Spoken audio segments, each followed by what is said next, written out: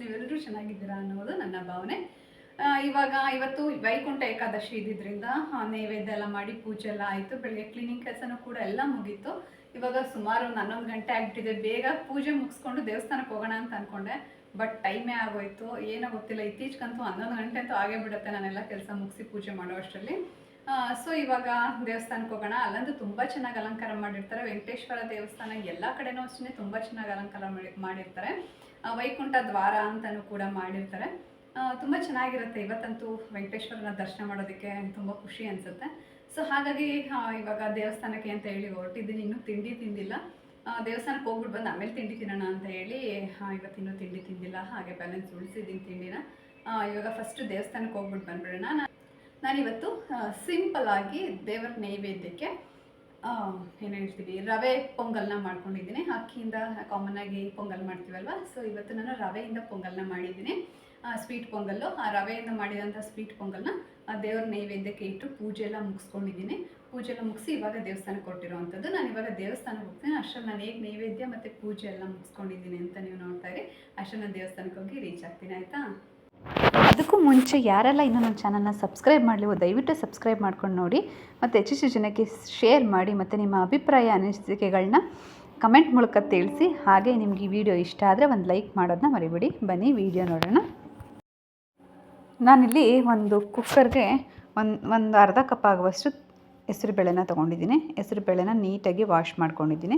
Wash ಮಾಡಿದ್ದಕ್ಕೆ 1 ಗ್ಲಾಸಷ್ಟು ನೀರನ್ನ ಸೇರಿಸ್ಕೊಂಡು ಇದನ್ನು ನಾನು ಒಂದು 2-3 ವಿಷಲ್ನ ತೊಗೊತೀನಿ. ಯಾಕಂದರೆ ಹೆಸರುಬೇಳೆ ತುಂಬ ಸಾಫ್ಟಾಗಿ ಬೇಯಬೇಕಾಗುತ್ತೆ. ಸೊ ಹಾಗಾಗಿ 2-3 ವಿಷಲ್ ತೆಗಿಯೋಕ್ಕೆ ಅಂತ ಹೇಳಿ ಸ್ಟವ್ ಮೇಲೆ ಇಟ್ಟಿದ್ದೀನಿ. ಈಗ ಇಲ್ಲಿ ಮತ್ತೆ ಇನ್ನೊಂದು ಸ್ಟವ್ ಮೇಲೆ 2 ಕಪ್ ಆಗುವಷ್ಟು ರವೆ ತೊಗೊಂಡಿದ್ದೀನಿ. ಇದು ರೋಸ್ಟೆಡ್ ರವೆ ಆಗಿರೋದ್ರಿಂದ ಸ್ವಲ್ಪ ಬಿಸಿ ಮಾಡ್ಕೊತಾ ಇದ್ದೀನಿ, ಅಷ್ಟೇ ಸಾಕು.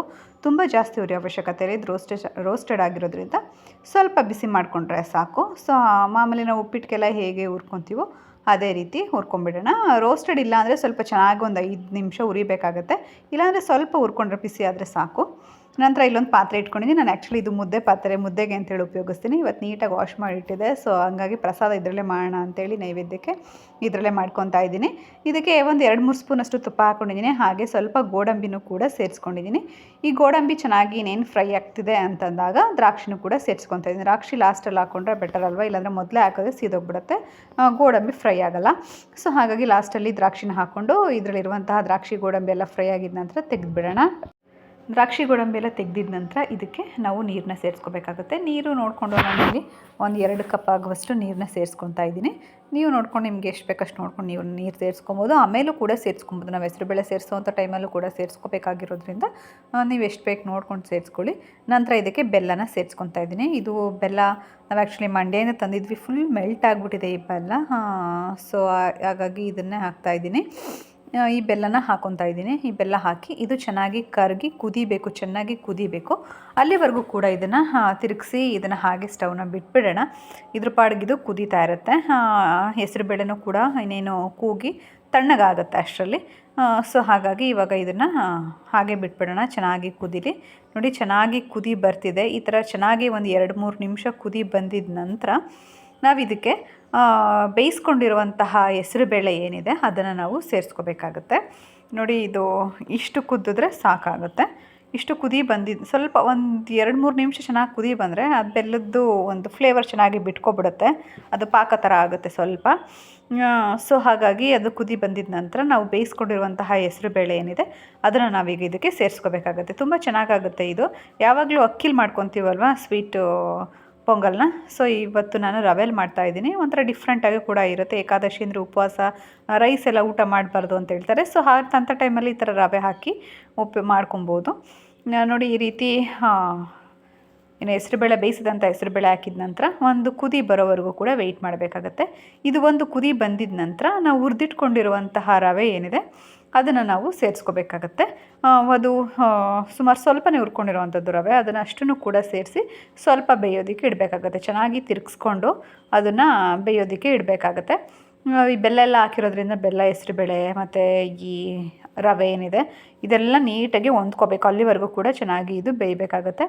ಸೊ ಸಿಮ್ಮಲ್ಲಿಟ್ಟು ಇದನ್ನು ಬೇಯೋದಕ್ಕೆ ಬಿಡಬೇಕಾಗತ್ತೆ. ನೋಡಿ ಈಗ ಅದು ನೋಡಿದ್ರೆ ಸ್ವಲ್ಪ ಕನ್ಸಿಸ್ಟೆನ್ಸಿ ತುಂಬ ತೆಳ್ಳಗಿದೆ ಅಂತ ಅನಿಸುತ್ತೆ, ಬಟ್ ಅದು ಬೆಂದಮೇಲೆ ಕನ್ಸಿಸ್ಟೆನ್ಸಿ ಕರೆಕ್ಟಾಗಿ ಆಗುತ್ತೆ. ನೋಡಿ ಈಗ ನೋಡಿದ್ರೆ ಪಾಯಸ ಥರ ಅನಿಸ್ತಿದೆ ಅದು, ಬಟ್ ರವೆ ಬೇಯಬೇಕಲ್ವ, ರವೆ ಬೆಂದ ನಂತರ ಅದು ಕನ್ಸಿಸ್ಟೆನ್ಸಿ ಕರೆಕ್ಟಾಗಿ ಆಗುತ್ತೆ. ಸೊ ಅಲ್ಲಿವರೆಗೂ ಕೂಡ ಬೇಯೋದಕ್ಕೆ ಬಿಡಬೇಕಾಗತ್ತೆ.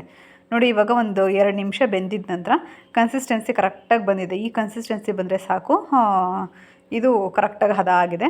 ಇವಾಗ ಇದಕ್ಕೆ ಒಂದು 2-3 ಸ್ಪೂನಷ್ಟು ಮತ್ತೆ ತುಪ್ಪ ಹಾಕ್ಕೊತಾ ಇದ್ದೀನಿ. ನೀವು ತುಪ್ಪ ನಿಮ್ಮ ಟೇಸ್ಟ್ಗೆ ಅನುಸಾರ ನೀವು ಎಷ್ಟಾದರೂ ಹಾಕೋಬೋದು. ಇದಕ್ಕೆ ಒಂದು 2 ಕಪ್ ತುಪ್ಪ ಹಾಕಿದ್ರೂ ನಡೆಯುತ್ತೆ, 1 ಕಪ್ ಹಾಕಿದ್ರೂ ನಡೆಯುತ್ತೆ, ಒಂದು 4 ಸ್ಪೂನ್ ಹಾಕಿದ್ರೂ ನಡೆಯುತ್ತೆ. ನನಗೆ ಒಂದು 4-5 ಸ್ಪೂನಷ್ಟು ತುಪ್ಪನ ಹಾಕ್ಕೊಂಡಿದ್ದೀನಿ. ನಂತರ ಹಾಗೆ ಒಂದು ಸ್ವಲ್ಪ ದ್ರಾಕ್ಷಿ ಗೋಡಂಬಿ ಎಲ್ಲ ಕರ್ದೇನು ಇಟ್ಕೊಂಡಿದೆ ಅದನ್ನು ಕೂಡ ಹಾಕಿ ನೀಟಾಗಿ ಮಿಕ್ಸ್ ಮಾಡಿಕೊಂಡು ಇದನ್ನು ಹೀಗೆ ಮುಚ್ಚಿಬಿಡೋಣ. ಇವಾಗ ಸ್ವಲ್ಪ ದೇವ್ರ ಮನೆಯೆಲ್ಲ ರೆಡಿ ಮಾಡ್ಕೊಬಿಡೋಣ. ಅಷ್ಟರಲ್ಲಿ ಇದು ಇನ್ನೂ ಸ್ವಲ್ಪ ಗಟ್ಟಿ ಆಗುತ್ತೆ. ಸಾಕು, ಈ ಕನ್ಸಿಸ್ಟೆನ್ಸಿ ಇದ್ದರೆ ಸಾಕು. ಇದು ನಾವು ದೇವ್ರ ಮನೆಯೆಲ್ಲ ರೆಡಿ ಮಾಡೋ ಅಷ್ಟರಲ್ಲಿ ಫುಲ್ ಗಟ್ಟಿ ಆಗುತ್ತೆ. ಇದನ್ನು ಒಂದು ಪ್ಲೇಟ್ ಮುಚ್ಚಿ ರೆಸ್ಟ್ ಮಾಡೋದಕ್ಕೆ ಬಿಟ್ಬಿಡೋಣ. ನಂತರ ದೇವ್ರ ಮನೆಯೆಲ್ಲ ಇನ್ ಬಿಟ್ವೀನ್ ಪ್ರಸಾದ ಮಾಡ್ಕೊತಾನೆ ಕ್ಲೀನ್ ಮಾಡ್ಕೊಂಡಿದ್ದೆ. ಹೂವೆಲ್ಲ ಕೂಡ ಗಿಡದಲ್ಲಿ ಹೋಗಿ ಕಿತ್ಕೊಂಡು ಬಂದೆ. ಸ್ವಲ್ಪ ಹೂವು ಚೆನ್ನಾಗಿ ಸಿಕ್ಕಿತ್ತು, ರೋಸ್ ಇತ್ತು, ಮತ್ತು ದಾಸವಾಳ ಹೂ, ಗಂಟೆ ದಾಸವಾಳ ಎಲ್ಲ ಇತ್ತು. ಸ್ವಲ್ಪ ತುಳಸಿನೂ ಕೂಡ ಕಿತ್ಕೊಂಡು ಬಂದೆ. ಇವತ್ತು ವೈಕುಂಠ ಏಕಾದಶಿ ಆಗಿರೋದ್ರಿಂದ ಶ್ರೀನಿವಾಸನಿಗೆ ಸ್ಪೆಷಲ್, ವೆಂಕಟೇಶ್ವರ ಅಂದ್ರೇ ಸ್ಪೆಷಲ್ ಅಲ್ವಾ. ಸೊ ವೆಂಕಟೇಶ್ವರನಿಗೆ ತುಂಬ ಸ್ಪೆಷಲ್ ಆಗಿರೋದು ತುಳಸಿ. ಸೊ ಇವತ್ತು ತುಳಸಿನ ವೆಂಕಟೇಶ್ವರನಿಗೆ ಹಾಕಲಿಲ್ಲ ಅಂದರೆ ಹೇಗೆ ಅಲ್ವಾ. ಸೊ ಹಾಗಾಗಿ ವೆಂಕಟೇಶ್ವರನಿಗೆ ತುಳಸಿ ಮತ್ತು ಒಂದು ಗುಲಾಬಿ ಹೂವು ಬಿಟ್ಟಿತ್ತು ನಮ್ಮ ಗಿಡದಲ್ಲಿ. ಸೊ ಅದನ್ನು ಮುಡ್ಸ್ಕೊಂಡು ದೇವ್ರಿಗೆಲ್ಲ ಅಲಂಕಾರ ಮಾಡ್ಕೊತಾ ಇದ್ದೀನಿ. ಇದೆಲ್ಲ ಮಾಮೂಲಿ ರೆಗ್ಯುಲರಾಗಿ ಹೇಗೆ ವಾರಗಳಲ್ಲಿ ಮತ್ತು ಹಬ್ಬಗಳಲ್ಲೆಲ್ಲ ಹೇಗೆ ರೆಡಿ ಮಾಡ್ಕೊತೀನೋ ಸೇಮ್ ಅದೇ ರೀತಿ. ಹೊರಗಡೆಯಿಂದೆಲ್ಲ ಏನು ಹೂವು ತಂದಿಲ್ಲ, ಯಾಕಂದರೆ ಹೂವು ಇರೋದ್ರಿಂದ ಈಗಾಗಲೇ ಹೇಳ್ತಾನೆ ಇರ್ತೀನಿ ಪ್ರತಿ ವೀಡಿಯೋದಲ್ಲೂ ಕೂಡ ಹೂವು ಇರುತ್ತೆ. ಸೊ ಹಾಗಾಗಿ ಇದೇ ಹೂವು ಹಾಕ್ಕೊತೀನಿ. ಒಂದೊಂದ್ಸಲ ಯಾವಾಗಾದ್ರೂ ಸ್ಪೆಷಲ್ ಅನ್ನಿಸ್ದಾಗ ಬೇರೆ ಹೂವು ಬೇಕು ಅಂತ ಅನ್ನಿಸ್ದಾಗ ತರಿಸ್ಕೊತೀನಿ. ಸೊ ಇನ್ನು ಮಿಕ್ಕಿದಾಗ ಇದೇ ಹೂವು ಆಗುತ್ತೆ. ಸೊ ಹಾಗಾಗಿ ಈ ಗಂಟೆ ದಾಸವಾಳ ಹೂವು ಮತ್ತು ದಾಸವಾಳ, ರೋಸು ಈ ಥರದ್ದೆಲ್ಲ ಇತ್ತಲ್ಲ. ಸೊ ಹಾಗಾಗಿ ಅದನ್ನೇ ಉಪಯೋಗಿಸ್ಕೊಂಡು ಅಲಂಕಾರ ಮಾಡ್ಕೊಂಡಿದ್ದಾಯಿತು. ನಾನು ಪ್ರಸಾದ ಮಾಡಬೇಕಾದ್ರೆ, ನೈವೇದ್ಯಕ್ಕೆ ಮಾಡಬೇಕಾದ್ರೆ ರಂಗೋಲಿ ಎಲ್ಲ ಹಾಕಿಟ್ಕೊಂಡಿದ್ದೆ. ಇವಾಗ ಹೊಸ್ತಿಲ್ಗೆಲ್ಲ ಅರಿಶಿನ ಕುಂಕುಮ ಇಡೋಣ ಅಂಥೇಳಿ ತಟ್ಟೆಗೆ ಸ್ವಲ್ಪ ಅರಿಶಿನ ಕುಂಕುಮ ಎಲ್ಲ ಹಾಕ್ಕೊಂಡು ಇವಾಗ ಹೊರಗಡೆ ಹೋಗಿ ಹೊಸ್ತಿಲಿಗೆಲ್ಲ ಅರಿಶಿನ ಕುಂಕುಮ ಇಟ್ಟು ಬಂದುಬಿಡ್ತೀನಿ. ಹೊಸ್ತಿಲಿಗೆಲ್ಲ ನೀಟಾಗಿ ಕ್ಲೀನ್ ಮಾಡಿಕೊಂಡು ಹೊಸ್ತಿಲೆಲ್ಲ ಅರಿಶಿನ ಕುಂಕುಮ ಇಟ್ಟಿದ ನಂತರ ಒಂದು ಪೂಜೆನ ಮಾಡ್ಕೊಳ್ಳೋದು ಅಷ್ಟೇ. ನೋಡಿ ಇವಾಗ ಹೊಸ್ತಿಲಿಗೆಲ್ಲ ಅರಿಶಿನ ಕುಂಕುಮ ರಂಗೋಲಿ ಎಲ್ಲ ಹಾಕ್ಕೊಂಡಿದ್ದಾಯಿತು. ಸೊ ಇವಾಗ ನೈವೇದ್ಯ ಎಲ್ಲ ರೆಡಿಯಾಗಿದೆ ಅಲ್ವಾ. ಸೊ ಅದನ್ನು ಒಂದು ಬೌಲ್ಗೆ ಬಂದುಬಿಡೋಣ. ಅದನ್ನು ಹಾಕಿಬಿಟ್ಟು ನಂತರ ನೈವೇದ್ಯಕ್ಕೆ ಇಟ್ಟು ಪೂಜೆನ ಮಾಡ್ಕೊಂಡ್ರೆ ಆಯಿತು. ನೋಡಿ ಇವಾಗ ಕನ್ಸಿಸ್ಟೆನ್ಸಿ ಇನ್ನೂ ಕೂಡ ಗಟ್ಟಿಯಾಗಿದೆ ಪ್ರಸಾದ. ನಾವು ಇಲ್ಲಿ ಹಾಕಿರೋದು ಹೆಸರುಬೇಳೆ ಮತ್ತು ರವೆ ಎರಡೂ ಕೂಡ ನೀರಿನ ಅಂಶನ ಅಬ್ಸರ್ವ್ ಮಾಡುತ್ತೆ ತುಂಬ. ಸೊ ಹಾಗಾಗಿ ನೀರು ಎಷ್ಟೇ ತೆಳಗಿದ್ರೂ ಕೂಡ ಅದು ಗಟ್ಟಿನೇ ಆಗೇ ಆಗುತ್ತೆ. ಸೊ ಹೀಗೆ ಪ್ರಸಾದ ಕೂಡ ಒಂದು ಬೌಲ್ಗೆ ಹಾಕ್ಕೊತಾ ಇದ್ದೀನಿ.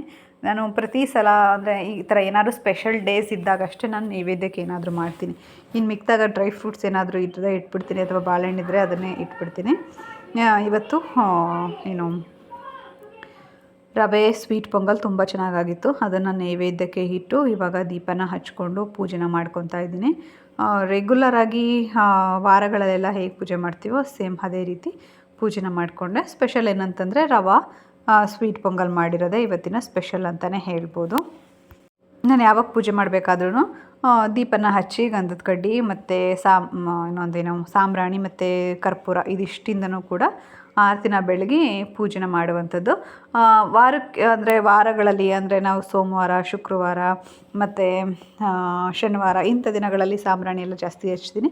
ಇನ್ನು ಮಿಕ್ಕಿದಾಗ ಬರೀ ಊದದ ಕಡ್ಡಿ ಅಥವಾ ಗಂಧದ ಕಡ್ಡಿನ ಹಚ್ಚಿ ಪೂಜೆನ ಮುಗಿಸ್ಕೊತೀನಿ. ಪ್ರತಿ ಸಲವೂ ಕೂಡ ನಾನೇನು ಸಾಂಬ್ರಾಣಿ ಮತ್ತು ಕರ್ಪೂರ ಎಲ್ಲ ಹಚ್ಚಲ್ಲ. ಯಾವುದಾದ್ರು ಸ್ಪೆಷಲ್ ಡೇಸ್ಗಳಲ್ಲಿ, ವಾರಗಳಲ್ಲಿ ಮಾತ್ರ ಕರ್ಪೂರ ಸಾಂಬ್ರಾಣಿನ ಹಚ್ಕೋತೀನಿ ಅಂತಲೇ ಹೇಳ್ಬೋದು. ಈ ರೀತಿ ಗಂಧದ ಕಡ್ಡಿ, ಕರ್ಪೂರ ಮತ್ತು ಸಾಂಬ್ರಾಣಿಯಿಂದೆಲ್ಲ ಆರತಿನ ಮಾಡಿಕೊಂಡು ಇವತ್ತಿನ ಪೂಜೆನ ಮುಗಿಸ್ಕೊಂಡೆ ಅಂತಲೇ ಹೇಳ್ಬೋದು.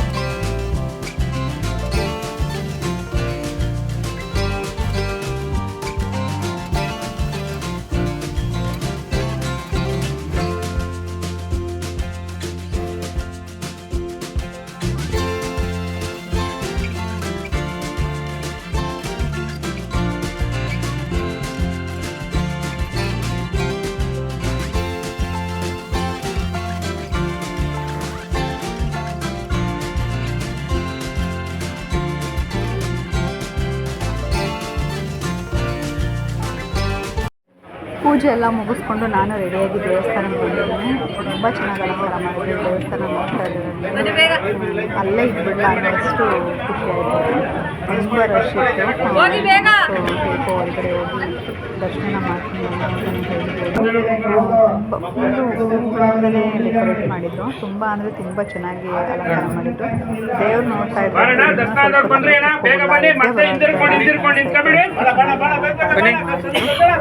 ಬೇರೆ ದಿನಗಳಲ್ಲೆಲ್ಲ ಬೇರೆ ದಿನಗಳಲ್ಲಿ ಕೂತ್ಕೊಂಡು ಸಮಾಧಾನವಾಗಿ ನೋಡುವಷ್ಟು ಅಲ್ಲಿ ಬಿಡೋಕ್ಕಾಗಲ್ಲ. ಯಾಕಂದರೆ ತುಂಬ ರಶ್ ಇರೋದ್ರಿಂದ ಅಷ್ಟೊಂದು ನೋಡೋಕ್ಕಾಗ್ತಿರ್ಲಿಲ್ಲ. ಸೊ ಹಾಗೆ ಒಂದಷ್ಟು ನನ್ನ ವೀಡಿಯೋನೂ ಕೂಡ ಅಷ್ಟು ಚೆನ್ನಾಗಿ ಮಾಡ್ಕೊಳಕ್ಕಾಗಲಿಲ್ಲ. ಒಂದಷ್ಟು ಫೋಟೋಸ್ಗಳನ್ನ ಹಾಗೆ ಆ್ಯಡ್ ಮಾಡ್ತೀನಿ ನೋಡಿ. ಇದು ತುಂಬ ಚೆನ್ನಾಗಿ ಅಲಂಕಾರ ಅಂತೂ ಮಾಡಿದ್ದಾರೆ. ತುಂಬ ಅಂದರೆ ತುಂಬ ಇಷ್ಟ ಆಯ್ತು ನನಗೆ. ಈ ಅಲಂಕಾರ ನೋಡಬೇಕು ಅಂತಲೇ ನಾವು ಹೋಗಬೇಕು ವೆಂಕಟೇಶ್ವರನ ದರ್ಶನ ಮಾಡೋದಕ್ಕೆ. ತುಂಬ ಚೆನ್ನಾಗಿತ್ತು. ಅಂತೇನು ಹೇಳ್ತೀವ, ಮನಸ್ಸಿಗೆ ತುಂಬ ಖುಷಿ ಅಂತ ಅನ್ನಿಸ್ತು ಅಂತಲೇ ಹೇಳ್ಬೋದು. ವೈಕುಂಠ ಏಕಾದಶಿ ಅಂದ್ರೇ ಈಗ ಎಲ್ಲ ದೇವಸ್ಥಾನಗಳಲ್ಲೂ ಕೂಡ ತುಂಬ ಚೆನ್ನಾಗಿ ಅಲಂಕಾರನ ಮಾಡ್ಕೊಂಡಿರ್ತಾರೆ. ಹಾಗೆ ಇಲ್ಲೂ ಕೂಡ ತುಂಬ ಚೆನ್ನಾಗಿ ಅಲಂಕಾರನ ಮಾಡಿದರು. ಹಾಗೆ ಇಲ್ಲಿ ಪಕ್ಕದಲ್ಲಿ ಒಂದು ಜಾಗ ಇತ್ತು. ಸೊ ಅಲ್ಲೇ ಲಿಂಗದ್ದು ಶಿವ, ಪಾರ್ವತಿ, ಹಾಗೆ ಗಣೇಶ, ಕೃಷ್ಣ, ರುಕ್ಮಿಣಿ, ಹಾಗೆ ವೆಂಕಟೇಶ್ವರ ಒಂದಷ್ಟು ಸ್ಟ್ಯಾಚ್ಯೂಗಳನ್ನ ಇಟ್ಟಿದ್ರು. ಅದನ್ನು ನೋಡಿ ಎಲ್ಲ ಸುಮಾರು ಜನ ಫೋಟೋ ತೆಕ್ಕೊತಾ ಇದ್ರು. ಅಲ್ಲ ನಾನು ಜಾಸ್ತಿ ವೀಡಿಯೋ ಮಾಡೋದಕ್ಕೆ ಹೋಗಲಿಲ್ಲ. ಇವಾಗಷ್ಟೇ ದೇವಸ್ಥಾನಕ್ಕೆ ಹೋಗ್ಬಿಟ್ಟು ಬಂದೆ. ಅಲ್ಲೆಲ್ಲ ಏನು ವೀಡಿಯೋ ಮಾಡೋದಕ್ಕಾಗಲ್ಲ, ತುಂಬ ರಶ್ಶು, ತುಂಬ ಕ್ಯೂ ಇತ್ತು. ಸೊ ಫ್ರೆಂಡ್ಸ್ ಆದ್ದರಿಂದ ಹಾಗೆ ಸ್ಪೆಷಲ್ ದರ್ಶನದಲ್ಲಿ ಹೋಗಿ ದರ್ಶನ ಮಾಡ್ಕೊಂಡು ಬಂದೆ. ಅಲ್ಲಿ ಒಂದು ಲಾಡು ಕೂಡ ಕೊಟ್ಟರು, ಅದನ್ನು ಪ್ರಸಾದ ಅಂತೇಳಿ ಅದನ್ನು ತಿಂದು ಇವಾಗ ತಿಂಡಿ ತಿಂತಾಯಿದ್ದೀನಿ. ನಾನು ಪುಳಿಯೋಗರೆ ಮತ್ತು ಏನು ರವೆ ಪೊಂಗಲ್ ಮಾಡಿದ್ದೆ, ರವೆ ಸ್ವೀಟ್ ಪೊಂಗಲ್. ಸೊ ಅದೆರಡನ್ನೂ ಬಡಿಸ್ಕೊಂಡು ಇವಾಗ ತಿಂಡಿ ತಿಂತಿದ್ದೆ. ತುಂಬ ಹೊಟ್ಟೆ ಹಸಿದಾಯಿತು. ಸೊ ಹಾಗಾಗಿ ಇವಾಗ ಟೈಮ್ ಬಂದು ಸುಮಾರು 12 ಗಂಟೆನೇ ಆಗಿದೆ. ಇನ್ನೊಂದು 10 ನಿಮಿಷ ಇದೆ 12 ಗಂಟೆಗೆ. 11:45 ಈ ಟೈಮ್ಗೆ ನಾನು ಇವತ್ತು ತಿಂಡಿ ತಿಂತಾಯಿದ್ದೀನಿ. ಪ್ರತಿದಿನ 8:30 ವರ್ಷದಲ್ಲಿ ತಿಂಡಿ ತಿಂತಾಯಿದ್ದೆ. ಇವತ್ತು ಏಕಾದಶಿ ಆಗಿದ್ದರಿಂದ ವೈಕುಂಠ ಏಕಾದಶಿ ಆಗಿದ್ದರಿಂದ ದೇವಸ್ಥಾನಕ್ಕೆ ಹೋಗ್ಬಿಟ್ಟು ಬಂದು ಆಮೇಲೆ ತಿಂಡಿ ತಿನ್ನೋಣ ಅಂತ ಹೇಳಿ ಇವಾಗ ತಿಂಡಿ ತಿಂತಾಯಿದ್ದೀನಿ ನೋಡಿ. ಪುಳಿಯೋಗರೆ ಮತ್ತು ಸ್ವೀಟ್ ಪೊಂಗಲ್ ಇವತ್ತಿನ ತಿಂಡಿ.